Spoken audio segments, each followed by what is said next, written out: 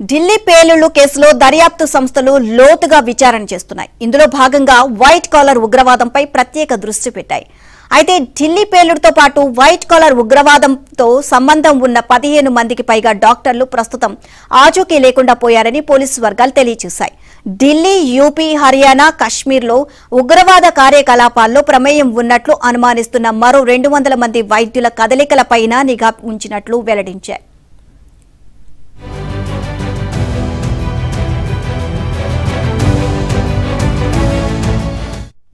మరోవైపు ఉగ్రవాద చర్యలకు కేంద్ర బిందువుగా మారిన అల్ ఫలా యూనివర్సిటీ ల్యాబ్లోనే అమోనియం నైట్రేట్ పేలుడు పదార్థం తయారైందని పాక్ ఉగ్రవాద నేత మసూద్ అజర్ సోదరి మార్గదర్శకత్వంలో లక్నో డాక్టర్ షాహిన్ సయీద్ ఈ కార్యక్రమాలకు సారథ్యం వహించింది అని తెలుస్తోంది.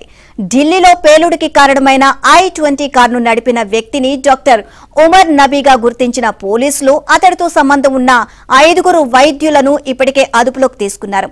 ఈ వైద్యులకు ఉగ్రవాద సంస్థలతో సంబంధాలు ఉన్నట్లు తేలడంతో వారితో కలిసి చదువుకున్న పనిచేసిన వైద్యులపైన పోలీసులు దృష్టి పెట్టారు.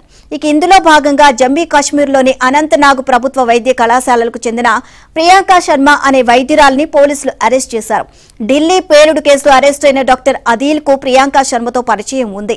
అనంతనాగ్ ప్రభుత్వ వైద్య కళాశాల మాజీ ఉద్యోగి అయిన అదీల్ కాల్ డేటా ఆధారంగా పోలీసులు ప్రియాంక శర్మను ప్రశ్నించారు. ఆమె ఫోన్, మరో సిమ్ ను సీజ్ చేశారు.